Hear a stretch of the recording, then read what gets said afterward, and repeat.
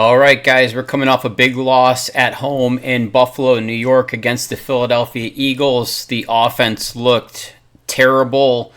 They really didn't even try to push the football down the field in the passing game until late in the fourth quarter. There was one early in the game play to Cooks, but it was kind of a random play. But when they needed it desperately late in the game, they did start to go to Cooks more, and he did look good. The weather was a factor today, but this is a good time to take a listen to the arrogant attitude of Brandon Beane post 2025 draft. Talking about how we don't need a wide receiver. You see Josh Allen in the pocket today, running for his life. Rolling out and then curling back against the grain. His back is to the line of scrimmage. He gets sacked again. This is what happened in Cleveland. He almost took the safety in Cleveland, got himself hurt. Every time he does that, every time Josh Allen rolls out and then curls back like Doug Flutie, where his back is to the line of scrimmage and starts running backwards, that always looks like a disaster waiting to happen. Today it was a disaster. He took a big sack. Apparently Josh Allen doesn't know how to throw the football out of bounds on the sideline and just move on to the next play. So that's just, a little bit of undisciplined play. Had a chance to win it at the end, but let's go ahead and listen to the arrogance of Brandon Beane on why Buffalo, we don't need a wide receiver. We don't need a boundary guy that can go down the field because, look, at the end of the day, if Buffalo is not in control of the game and they have to come from behind, and they need to make up ground late, which is pretty much we're always trying to make up ground in the second half of games. We don't have the dogs on the outside on the boundaries to actually get it done. So let's just listen to this rewind of the arrogant Brandon Beane. I was just listening to the last few minutes of your show before I came on, waiting on here. All right. Sounds like 2018 all over with you guys. Well, you guys were bitching in 2018 about Josh Allen. You guys wanted Josh Rosen, and now you're... Well, you guys were bitching in 2018 about Josh Allen. You guys wanted Josh Rosen. Okay, so that's a stretch, first of all. I think there might have been one or two people in the media that wanted Josh Rosen, but that guy flamed out of the league so fast. What a joke that he's even still saying that. How many second-round picks have you been a complete bust on? Boogie Basham. That's just one off the top of my head. You've had your share of misfires. Elam in the first round. A lot of these guys, Keon Coleman, what a joke. A lot of these guys, I think, they don't want to deal with the attitude of the coach and the GM, right? It's a very conservative. They put a lid, on young players. They put a lid on them, and there's a lot to prove. My theory is this is why you see a lot of the 4th, 5th, and 6th round talent emerge from our draft class, and you see like the 1st and 2nd round picks, they don't. There's a different standard that they hold those players to, and I think they really ride the 1st and 2nd round picks really hard, and you end up creating Keon Coleman situations. You end up creating Jason Elam situations where the players are just sick and tired of dealing with the coach, and Stephon Diggs forces his way out of town. There is a real arrogance here behind the scene. So let's continue to listen to, how, we wanted Josh Rosen instead of Josh Allen in 2018, he says. You guys are bitching that we don't have a receiver. I don't get it. We just... You hear him? You guys are bitching that we don't have a wide receiver. I don't get it. This is Brandon Beane after the 2025 draft. You guys are bitching that we don't have a wide receiver. I don't get it. You don't get it because at the trade deadline, you tried to get Waddle from Miami, and you failed, by the way. So you tried and failed to get a wide receiver, so you get it. So you're arrogant. You get it. You tried and failed with Waddle, and then you went and got Mecole Coleman, and he fumbled the ball in that game, and so that was the end of him, right? And then you went out and got Cooks, and today Cooks actually looked decent, but you don't use him until it's emergency time. Apparently throwing the ball further than 10 or 15 yards down the field, is only break glass in case of emergency. And so teams, look, you're so predictable. I'm sitting there as a fan, and I know it. You're predictable. You don't even do play action on first down or second down. You're predictable. The same 4 or 5 plays. I'm sitting here watching a team on second and 18, throw a pass for like 2 yards, or 2 yards behind the line of scrimmage, and the guy's fighting to get a positive yard. Second and 18, third and 16, throwing a ball for 4 or 5. What a joke. You can't go down the field at all. You got Keon Coleman's not even playing today. I thought I told you guys in my last video. Maybe you've seen it, maybe you didn't. Keon Coleman and Dalton Kincaid are the same thing. They're just a big, slow wide receiver. You could totally run Keon Coleman in Dalton Kincaid's routes if that guy can't stay healthy. Hold on, let me talk. We just scored 30 points in a row. Hold on. Let him talk, because they scored 30 points in a row. Look, unfortunately, professional sports is like sales. It's a what have you done for me lately business. And, bro, today, New England just won the division, and we're maybe going to be the 7th seed now, which means if we have to play Houston, if we have to play the Chargers, if we have to play New England, Denver, anyone we have to play is going to be on the road. There's not even a chance for a home game. And you were 13-0 in the fourth quarter at home today. Your offense is pathetic. The reigning MVP of the NFL, who is still a stud, has nobody to work with other than Cook.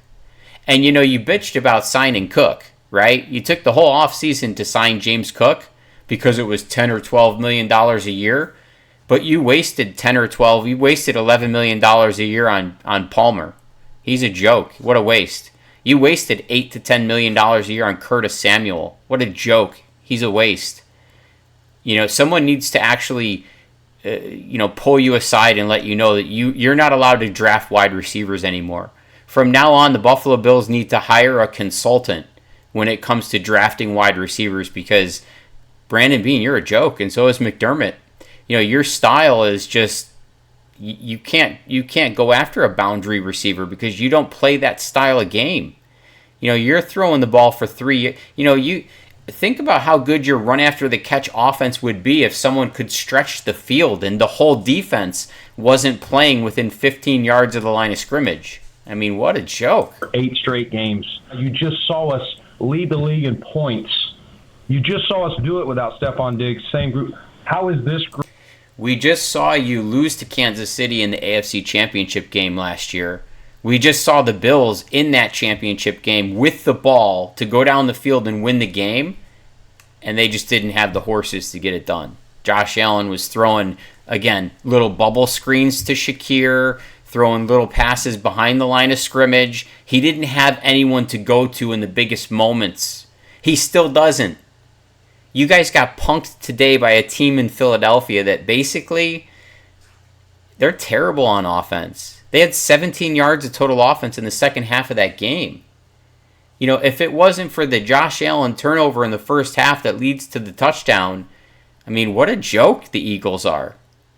Their offense is pathetic. And unfortunately, yours is even more pathetic, and it's got a lot to do with the arrogance that you really displayed after the 2025 draft. You're not on the same page with anybody. Your fan base can see that you're pathetic at the boundary wide receiver position, and that you can only throw the ball at or behind the line of scrimmage, or maybe for 3 to 5 yards, and it's all run after the catch. All of the defenses going forward, playoff caliber teams, they know this. The Eagles shut you down today. You couldn't get anything on them.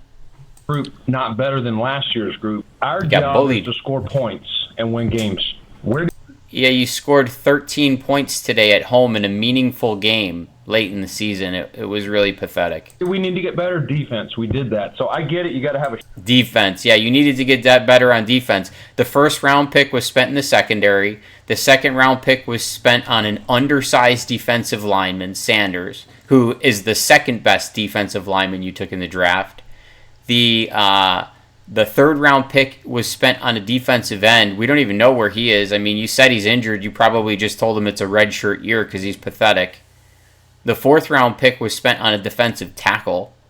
And the fifth round pick was spent on a blocking tight end, a third tier tight end, right? You got Kincaid, you got Knox, and then you got Hawes. It's not that I don't like Hawes, but the first 5 picks, 4 of them are on defense, and one of them is your third tier tight end. What are you doing? That's pathetic. That's not balanced. That's completely unbalanced. And your free agent signings were defensive line, 2 defensive linemen. I think one from the Chargers, the guy that got hurt, and then one from Pittsburgh, the 2 guys that had the PED suspensions. Those are your free agent signings? What a joke. Wide receiver is a position that you want to draft because you want young, fast wide receivers who are looking to earn their second contract in the NFL, right? You don't want veteran wide receivers. You want young and fast, okay?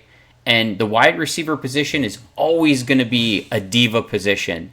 It's always going to be a position where guys aren't really going to want to block downfield in the running game.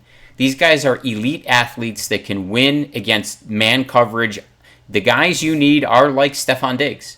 Stefon Diggs could beat man coverage. His get off the line, his route running, his precision, that's what you need. Apparently Josh Palmer was supposed to be that. What a joke. He's such a joke. And you gotta have something to bitch about, but bitching about wide receiver is one of the dumbest arguments I've heard. Okay, on the basis of that comment, you should be fired, Brandon Bean. Bitching about wide receiver is one of the dumbest arguments you've ever heard? Really?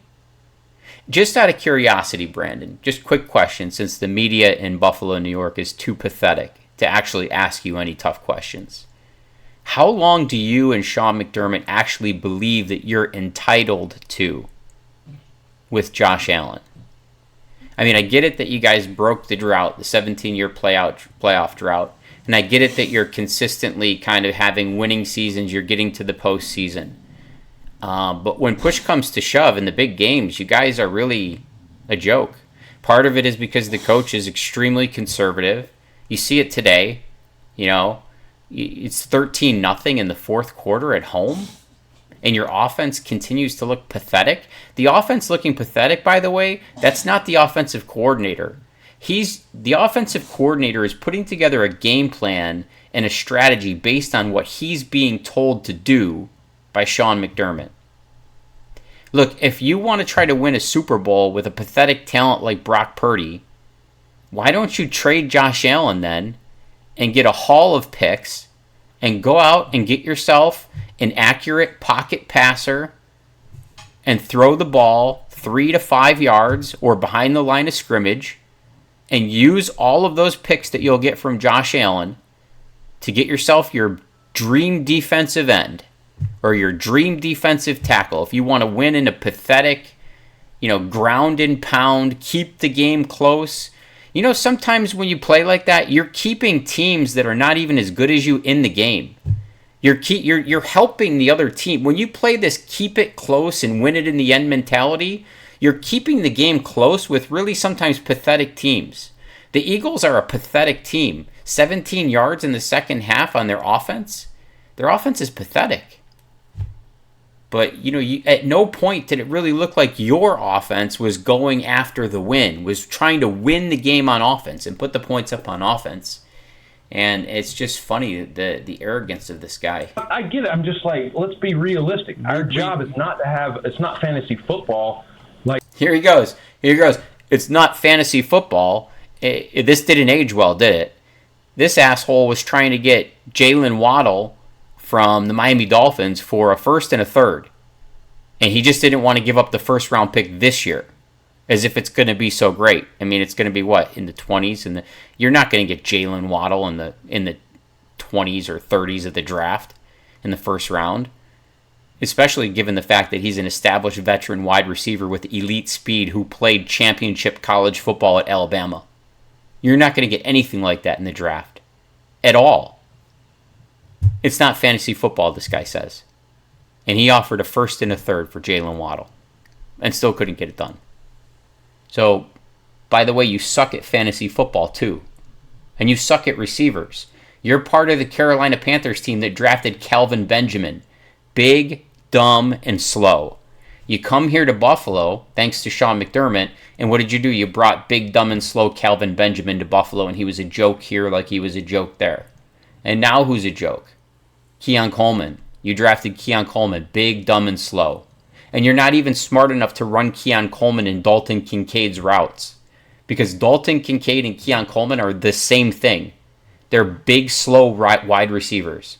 Big, slow, pass-catching wide receivers that you need to match up on linebackers over the middle. That's who they are. That's who they are. And by the way, you passed up on Ladd McConkey. And I'll tell you what, Brandon Bean, it doesn't take a genius. You know, I can sit here in computer land and internet land and listen to Keon Coleman's press conferences when he was drafted by the Buffalo Bills. And it took me about 3 minutes to realize this he's an idiot. He's a fool. He's dumb. And what are you dealing with now? Discipline problems. Guy that misses meetings. A guy that keeps getting, no effort. And you pass on Ladd McConkey? This guy had elite speed. He played SEC ball at Georgia, where Cook played, by the way. He's a boundary wide receiver. And he's an intelligent guy. You can listen to the guy talk, and he can actually speak in coherent English. He's an intelligent man. He's not a showboat. He's not a flamboyant, joke. He's not big, dumb, and slow. To trot out the best receivers, you got Josh Allen. First thing you got to do is protect him. You can't have everything. You can't have Pro Bowl wide. Okay, Josh Allen, the first thing you have to do is protect him. You can't have everything. Okay, let's review the 2025 draft, Joker. Your first pick was a DB. Your second pick was an undersized defensive lineman who has shown us nothing this year. Your third pick was a defensive end that you guys are telling us is injured, but most likely is a redshirt year because he's a joke too. Your second and third round pick for this year are a complete bust that added no value to the team. It's basically futures. Okay? That's not protecting Josh Allen. Your fourth pick was a defensive tackle too, who, by the way, was better than your second round pick because he wasn't an undersized defensive tackle. He's actually a big physical man that can, eat up blockers and stop the run game and bat passes down at the line of scrimmage. Right? So you tell me, 2025 draft, the first 4 picks were defense. So what are you talking about? Oh, you can't have it all. You got to protect Josh Allen. You can't have it all. You did not use any free agent money on protecting Josh Allen in the first 4 picks of your draft, 2 of which have been absolutely nothing burgers this year. All defense. So what a joke. The arrogance of this guy. Wide receivers and have a Pro Bowl offensive line and an all-pro quarterback and 3 great running backs. I'd love to play fantasy football, but there's one football. He'd love to play fantasy football, but he can't even get the Jalen Waddle deal done because he's a joke. Because he knew that this wasn't going to age well. So he tried to get Jalen Waddle. He tried to play fantasy football, right? Look, you're angry because sports fans are actually smarter now. Look, I play John Madden football. I can play John Madden football I've been playing John Madden football since I've been since early 2000s. Dude, I know what concepts are. I can see that you're doing the same running play all the time. I can see that you're only running a mesh concept. You're only running your guys on little crossing routes and throwing the ball, little bubble screens to receivers behind the line of scrimmage. Everything is behind the line of scrimmage, at the line of scrimmage, or within 5 to 6 yards of the line of scrimmage. We can all see that. Here's the problem. When you had Brian Daboll, you were to the extreme side of the vertical offense. You had no short passing game. You had really no running game. You got rid of Brian Daboll. We got through Dorsey.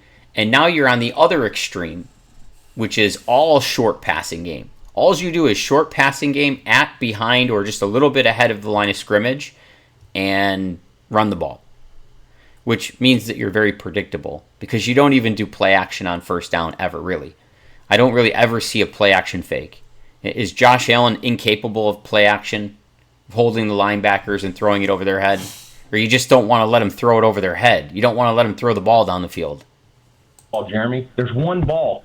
You can't give it to but so many people. So there's one ball is his argument. See, their problem with having a real boundary receiver is that they really hate the personality that Stephon Diggs was. Stephon Diggs was flamboyant, and Stephon Diggs was a loudmouth. And that comes with elite boundary receivers. It comes with that, right? They demand the football, and they get loud and they get in your face and they get aggressive, and they don't like your bullshit game plans where you throw them 1 or 2 balls a game. Like these other guys, like, Shakir, 6 catches for 35 yards. What a joke. Isn't that a joke? You paid the guy, you wrote the guy a $54 million contract, and the best you can get this guy is six balls for 35 yards? Really? He's not capable of running a 12-yard slant or a comeback route or, anything? He can only run bubble screens? That's all Shakir can run? What a joke. A lot of this is coaching, and I'm not even blaming the offensive coordinator. Honestly, if we decide to fire Sean McDermott, which I'm not opposed to, they should hire Joe Brady as the coach and allow Joe Brady to run an offense, right? Joe Brady was the passing game coordinator for LSU, right? When they had Justin Jefferson, they had Jamar Chase, they had Joe Burrow. Right? He knows how to run vertical schemes. He's not allowed to. He knows how to do it. He's not allowed to. So, I mean, honestly, if it comes time to reset, it should be the same format. If we decide to move on from Sean McDermott, you also move on from Brandon Beane effective immediately. You hire the next coach, which I believe would be Joe Brady, and Joe Brady hires his GM just like Sean McDermott did. The GM works for the coach. Same dynamic. Both individual people report up to the owner. Same dynamic. Look, I mean, it's time for a shakeup here. We're a joke going into the playoffs, and this guy. I mean, the arrogance of this guy. Whatever. I mean, they're not. They talk about balance, but they were not balanced in their off season. Their first 4 picks of the draft were defense, 2 of which I'm calling a bust right now. Sanders is an undersized defensive tackle who has offered almost nothing of any value to us. And I don't even know the name of the 3rd round pick, the defensive end. You could tell me he's injured till you're blue in the face, but I'm sure that it's a redshirt freshman year for this guy. You're investing high picks in basically guys that aren't making any impact, and it should cost you your job. You need to learn a lesson, and it's important that you learn this lesson, Coach McDermott, because it's maybe a lesson that your mentor Andy Reid had to learn too. He got fired in Philadelphia. He went to Kansas City. He was a playoff team for a couple years and lost in the first game every year in Kansas City, and was about to get fired there too. Maybe you need to learn a similar lesson, because the arrogance is just unbelievable from you guys. That's where I'm like, I don't understand this narrative. I felt it a little bit from a couple of the reporters and the thing. Like, if you score points at the level we scored, that is winning football. He's referring at the end there to the post. No, it's not winning football. Winning football is winning championships. Okay? There's no moral victories, pal. You don't get a moral victory for doing a lot of winning around here and getting us to the playoffs. Look, getting to the playoffs is kind of a baseline expectation, right? I mean, you don't even have a chance to win a Super Bowl if you don't get to the playoffs. And this team is just, it's looking pretty pathetic. Let's listen to him. This time we'll listen to Bean one more time all the way through, and without my commentary, and we'll just listen to his arrogance all the way through front to back. I was just listening to the last few minutes of your show before I came on, waiting on here. All right. Sounds like 2018 all over with you guys. Well, you guys were bitching in 2018 about Josh Allen. You guys wanted Josh Rosen, and now you guys are bitching that we don't have a receiver. I don't get it. Like, we just scored. Hold on, let me talk. We just scored 30 points in a row for 8 straight games. You just saw us lead the league in points. You just saw us do it without Stephon Diggs, same group. How is this group not better than last year's group? Our job is to score points and win games. Where do we need to get better? Defense. We did that. So I get it. You got to have a show, and you got to have something to bitch about. But bitching about wide receiver is one of the dumbest arguments I've heard. I get it. I'm just like, let's be realistic. Our job is not to have. It's not fantasy football, like to trot out the best receivers. You got Josh Allen. First thing you got to do is protect him. You can't have everything. You can't have Pro Bowl wide receivers and have a Pro Bowl offensive line and an all-pro quarterback and 3 great running backs. I'd love to play fantasy football, but there's one football, Jeremy. There's one ball. You can't give it to but so many people. So that's where I'm like, I don't understand this narrative. I felt it a little bit from a couple of the reporters and the thing. Like, if you score points at the level we scored, that is winning football. He's referring at the end there. And that's that. Yeah, we're going to title this video The Arrogance of Brandon Beane. Go ahead and give it a like. You can subscribe to the podcast if you like what we're putting out. And, yeah, we'll see you on the next one.